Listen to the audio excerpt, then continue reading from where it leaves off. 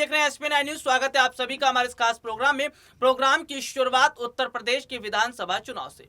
अगले साल उत्तर प्रदेश में होने वाले विधानसभा चुनाव से पहले बहुत बड़े हद तक जनता अपना फैसला सुना चुकी है। बहुत बड़े हद तक जनता का फैसला दिखता नजर आ रहा है। लेकिन यहाँ पर आज हम बात कर रहे हैं हिंदू वोटर्स की। हिंदू वोटर्स किसकी तरफ हैं? क्या हिंदू वोटर हैं जो अब की बार कांग्रेस की सरकार बनाएंगे? क्या हिंदू वोटर है जो अब की बार प्रियंका को सत्ता पर बिठाएंगे? क्या हिंदू वोटर हैं जो इस बार उत्तर प्रदेश के चुनाव को बदलते नजर आ रहे हैं? इसी मुद्दे पर मेरे साथ बात करने के लिए मौजूद है मेरी सहयोगी अनुजा। और अनुजा, बहुत बहुत स्वागत है आपका हमारे इस खास प्रोग्राम में। अनुजा, पहले ही सवाल, यहाँ पर उत्तर प्रदेश के अंदर देखा जा रहा है कि बहुत बड़े हद तक जनता का समर्थन प्रियंका गांधी को है, लेकिन उत्तर प्रदेश का हिंदू वोटर किस तरफ है ये जानना दर्शकों के लिए बहुत ज्यादा जरूरी है। बहुत बड़े हद तक प्रियंका गांधी ने सभी के लिए जो ऐलान किया है उससे साफ पता चल रहा है कि प्रियंका गांधी के ऐलान का असर है कि आज हिंदू वोटर भी प्रियंका गांधी के साथ जुड़ चुके हैं। आज हिंदू वोटर कांग्रेस के साथ जुड़ चुके हैं, क्योंकि कोरोना के सेकंड वेव के दौरान क्या देखने को मिला कि प्रियंका गांधी ने सभी की मदद की है, चाहे हिंदू हो चाहे मुस्लिम हो।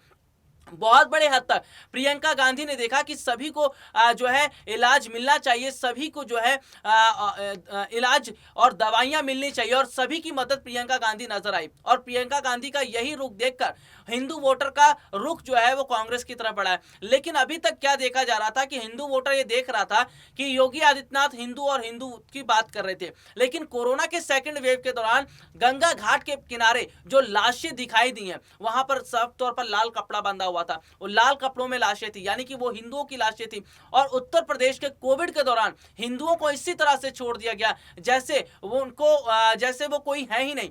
यहां पर जिस तरह की राजनीति इस वक्त बीजेपी कर रही है उससे हिंदू वोटर समझ चुका है कि ये केवल अपने चुनाव जीतने का काम कर रहा है। तो क्या ऐसे में अनुजा, हिंदू वोटर भी हैं जो अब की बार कांग्रेस के साथ जुड़ते नजर आएंगे, और क्या प्रियंका गांधी की जो मेहनत है उसको सफल बनाएंगे? देखिए, अब प्रियंका गांधी की मैं यहाँ पर बात करूँ तो प्रियंका गांधी जो है धर्म की राजनीति नहीं करती है, लेकिन हाँ, हिंदुओं का समर्थन जरूर प्राप्त होगा, क्योंकि प्रियंका गांधी जो जमीनी मुद्दे हैं, जो लोगों के मुद्दे हैं, वो उठा रही हैं। और इस बीच ये भी देखा गया है कि प्रियंका गांधी मंदिरों में जाती हैं, मंदिरों का दौरा करती हैं, वहाँ से जनता को संबोधित भी करती हुई नजर आई है। तो ये कह सकते हैं कि एक नया ट्रेंड जो है जरूर सामने आया है, जिसे प्रियंका गांधी जो है आगे ले जाना चाहती हैं। और अगर मैं कांग्रेस पार्टी की मैं बात करूँ तो जैसा कि आप कह रहे हैं कि कोरोना के सेकेंड वेव में जैसे गंगा किनारे जो इतनी लाशें देखी गई थी, वो सभी लाशें जो है हिंदुओं की थी, और उससे कहीं ना कहीं जो जनता है वो योगी आदित्यनाथ से काफ़ी नाराज़ है।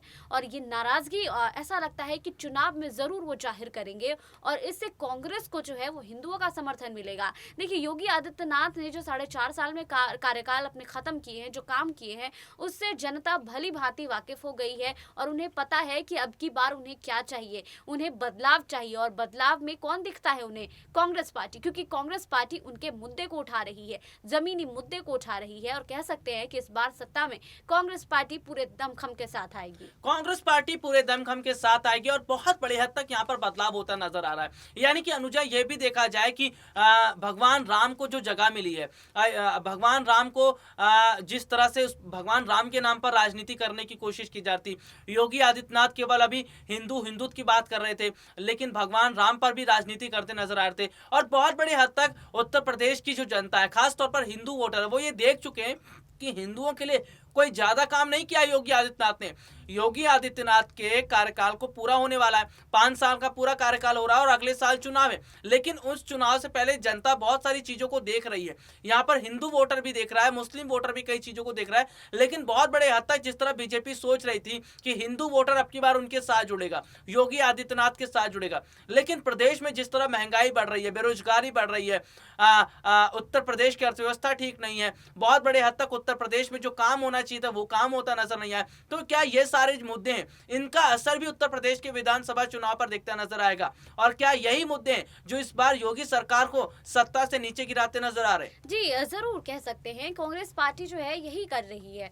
जो जो मुद्दे उठने चाहिए वो नहीं उठाए जा रहे हैं। बीजेपी के सरकार में ये देखा गया है और अभी भी ये देखा जा रहा है। योगी आदित्यनाथ कई जिलों का दौरा करते हैं, वहां पे जनता को संबोधित करते हैं। कई स्टार प्रचारक जो है वो भी आते हैं उत्तर प्रदेश में। खुद प्रधानमंत्री नरेंद्र मोदी, गृह मंत्री अमित शाह, जेपी नड्डा उत्तर प्रदेश में आते हैं, चुनावी सभाएं करते हैं, सबसे पहले मंदिरों का दौरा करते हैं।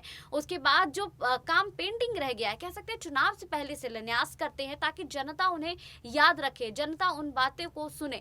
तो देखिए ये सारी चीजें जो है जनता अब समझ चुकी है। उन्हें मालूम हो गया है कि 4.5 साल में तो कुछ हुआ नहीं, लेकिन चुनाव जब नजदीक आते हैं तो फिर धर्म की राजनीति शुरू की जाती है और उस वक्त जो जमीनी मुद्दे हैं उनसे ध्यान भटकाया जाता है। उस वक्त जो है शिलान्यास किया जाता है ताकि जनता उसे याद रखे। तो ये सारी चीजें जो है अब लोगों को मालूम है और अब वहाँ की जनता बदलाव चाहती है। प्रियंका गांधी जो है इसी मुद्दे को उठा रही हैं, जो मुद्दे कहीं ना कहीं बीजेपी से दूर होती हुई नजर आ रही है। उन मुद्दों को कांग्रेस पार्टी उठा रही है, जो जमीनी मुद्दे हैं, जो लोगों के मुद्दे हैं, जिस पर लोग चाहते हैं कि बात हो, जिस पर लोग चाहते हैं कि काम किया जाए, जो कि नहीं हुआ है। फिलहाल अनुजा यहाँ पर यह भी देखा जाए ना कि बहुत बड़े हद तक जिस तरह बीजेपी हिंदुओं के ठेकेदार बनी हुई थी, हिंदुओं को लेकर बहुत अभी तक बयान दिया गया था कि हिंदू हैं और हिंदुओं के लिए काम किया जाएगा, लेकिन उत्तर प्रदेश में ना तो हिंदुओं के लिए काम किया, ना मुस्लिमों के लिए काम किया, ना जनता के लिए काम किया। और बहुत बड़े हद तक हिंदू वोटर्स ये भी देख रहे हैं कि जिस तरह 2017 के समय ठीक है उन्होंने वोट किया था, खुलकर समर्थन दिया था बीजेपी को, लेकिन आज हिंदू वोटर जो है वो ये देख चुका है कि ये बीजेपी केवल धर्म जाति की राजनीति कर रही है और इनके साथ जुड़कर दोबारा मुश्किलें हो सकती है। तो क्या ऐसे में हिंदू वोटर्स का साथ अगर मिलता है और मुस्लिम वोटर्स का साथ भी प्रियंका गांधी को मिलता है, क्योंकि मुस्लिम वोटर्स को अपनी तरफ करने के लिए प्रियंका गांधी ने इमरान प्रतापगढ़ी पर बहुत बड़ा दांव खेला है और इमरान प्रतापगढ़ी की लोकप्रियता उत्तर प्रदेश में बहुत अच्छी है, बहुत दूर दूर से लोग उन्हें सुनने आते हैं क्योंकि बहुत बड़े शायर है। तो क्या हिंदू और मुस्लिम दोनों वोटर्स का बड़ा समर्थन कांग्रेस को मिल रहा है और प्रियंका गांधी की जो जीत है वो लगभग तय होती नजर आ रही है? जी कह सकते हैं, क्योंकि प्रियंका गांधी यहाँ पर धर्म की राजनीति नहीं कर रही है, वो बंटवारा नहीं कर रही है, हिंदू मुस्लिम की राजनीति नहीं कर रही है, वो बस लोगों की बात सुन रही है, जनता की बात सुन रही है, जनता के मुद्दों को उठा रही है, महिलाओं की बात सुन रही है, किसानों की बात सुन रही है, छात्राओं की बात सुन रही है। तो देखिए इंसान को यहाँ पर धर्म की कैटेगरी में नहीं बांटा गया है। प्रियंका गांधी यहाँ पर महिलाओं के लिए एक अलग घोषणा पत्र जारी कर रही है, किसानों के लिए कर्ज माफी की बात कर रही हैं, छात्राओं के लिए जो उनकी जरूरत है वो सारी चीजें दिलाने की बात कर रही हैं, महिलाओं के लिए बस सेवाएं फ्री। तो ये सारी चीजें जो है, जो लोगों के लिए जो रोजमर्रा की जिंदगी में जो अहम चीज होती है उन्हें उन पर बात कर रही है, जो कि कोई और दल नहीं बात करते हुए नजर आ रहे हैं। मैं सिर्फ बीजेपी की यहाँ पर बात नहीं करूंगी, समाजवादी पार्टी हो गई, सपा हो गई, बसपा हो गई, आरएलडी होगी, ये सभी तमाम पार्टियां जो हैं वो सिर्फ बात करते हैं धर्म की राजनीति पर, गठबंधन पर बात हो रही है, लेकिन जो अहम मुद्दे हैं, जो घोषणाएं हैं, जो वादे किए जा रहे हैं, वो सिर्फ कांग्रेस पार्टी उत्तर प्रदेश में करती हुई नजर आ रही है। वो फिलहाल कांग्रेस पार्टी है जो करती नजर आ रही है, यानी कि कांग्रेस पार्टी को इस वक्त बहुत बड़ा फायदा मिल रहा है। जनता ये समझ चुकी है कि अगर उत्तर प्रदेश में कोई विकास कर सकता है ना, कोई बदलाव कर सकता है, तो वो प्रियंका गांधी है, वो कांग्रेस पार्टी है, क्योंकि सभी राजनीतिक पार्टियों को मौका देकर देख चुकी है जनता, और जनता फैसला कर रही है कि एक मौका प्रियंका गांधी को, एक मौका कांग्रेस को, और इसी तरह का मौका लोकसभा चुनाव में भी दिखता नजर आएगा। अनुजा, अगर यहाँ पर बहुत बड़े हद तक जनता का समर्थन प्रियंका गांधी को मिलता है तो क्या आने वाले समय के चुनाव पर भी दिखता नजर आएगा? और प्रियंका गांधी ने अभी तक जो ऐलान उत्तर प्रदेश में किए हैं, क्या इसी तरह के आने वाले समय जो चुनाव है, जैसे पंजाब में है, गोवा में है, उत्तराखंड में है, मणिपुर में है, वहां पर भी क्या इस तरह के ऐलान करती नजर आएंगी जिसका फायदा प्रियंका गांधी को मिलेगा? देखिए कांग्रेस पार्टी जो है यही रणनीति के तहत आगे बढ़ रही है। उत्तराखंड की मैं बात करूँ तो उत्तराखंड में भी जो है सचिन पायलट गए थे, इससे पहले वहां की जनता से बातचीत करते हुए नजर आए थे। राहुल गांधी की बात करूँ तो राहुल गांधी गोवा गए थे, गोवा में भी जो है मछुआरों के संग वो बातचीत करते हुए नजर आए थे। तो लगातार जो कांग्रेस पार्टी है, जिन 5 विशेष राज्यों में चुनाव होने हैं, उन 5 राज्यों में जा रही है, 5 राज्यों में वहां के जो जमीनी मुद्दे हैं उनको उठाने की कोशिश कर रही है, जो कि भाजपा सरकार नहीं उठाती है, जो कि बीजेपी के कोई भी नेता इस पर बातचीत नहीं करते हैं। उन मुद्दों को उठाया जा रहा है। सिर्फ उत्तर प्रदेश में फोकस नहीं किया जा रहा है, पंजाब में फोकस किया जा रहा है, उत्तराखंड में फोकस किया जा रहा है, मणिपुर में फोकस किया जा रहा है।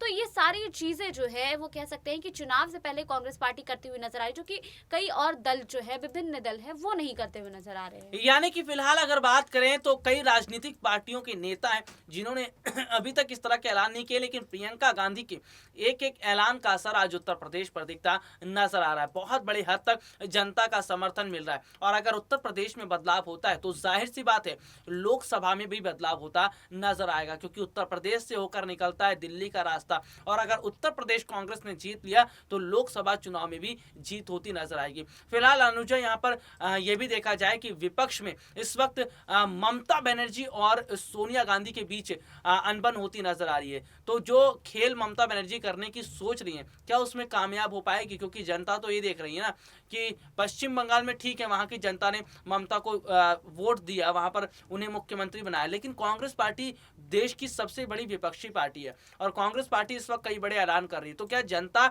इस बार जो है ममता का साथ जो है वो अलग छोड़ देगी और ममता जिस तरह काम करती नजर आ रही है उसमें उनको फायदा मिलेगा या नहीं? देखिए, मैं यहाँ पर ममता बनर्जी की अगर बात करूँ तो ममता बनर्जी चाहती हैं कि वो विपक्ष का सबसे मजबूत चेहरा बने, जो कि अभी तक जो है कांग्रेस पार्टी की तरफ से का जो नेता है सोनिया गांधी है वो थी। तो सीधे तौर पर ममता बनर्जी यहाँ पर सोनिया गांधी को चैलेंज करती हुई नजर आ रही है, इसीलिए ममता बनर्जी शरद पवार से मुलाकात कर रही हैं, जो अन्य विपक्षी दल है उनसे मुलाकात कर रही है और खुद को मजबूत बनाने की कोशिश में। लेकिन यहाँ पर कांग्रेस पार्टी को नजरअंदाज नहीं करना चाहिए, क्योंकि कांग्रेस पार्टी भी अपने अलग तरीके से रणनीति तैयार कर रही है। सिर्फ मैं बात करूं विधानसभा चुनाव की जो अगले साल कई राज्यों में होने वाले हैं, सिर्फ उसके लिए कांग्रेस पार्टी यहां पर काम नहीं करती हुई नजर आ रही है। 2024 में आम चुनाव होने वाले हैं, उसके लिए भी कांग्रेस पार्टी अभी से ही रणनीति तैयार कर रही है। तो सिर्फ ममता बनर्जी की नहीं यहाँ पर मैं तारीफ करूंगी, यहाँ पर मैं कांग्रेस पार्टी की भी बात करूंगी। कांग्रेस पार्टी से सोनिया गांधी अभी तक कई बैठकें कर चुकी हैं, कई पार्टी के दलों से मुलाकात करती हुई नजर आ रही है। तो ये तमाम चीजें जो है 2024 के लिए अभी से ही तैयारियां सभी पार्टियां जो है शुरू कर दी है, अभी से तैयारियां शुरू कर दी हैं। बहुत बड़ी हद तक कांग्रेस को फायदा मिलता नजर आ रहा है और प्रियंका गांधी की मेहनत रंग ला रही है। चलिए आज के लिए इतना ही, आपसे फिर दोबारा मुलाकात होगी, तब तक ले इजाजत दीजिए, नमस्कार।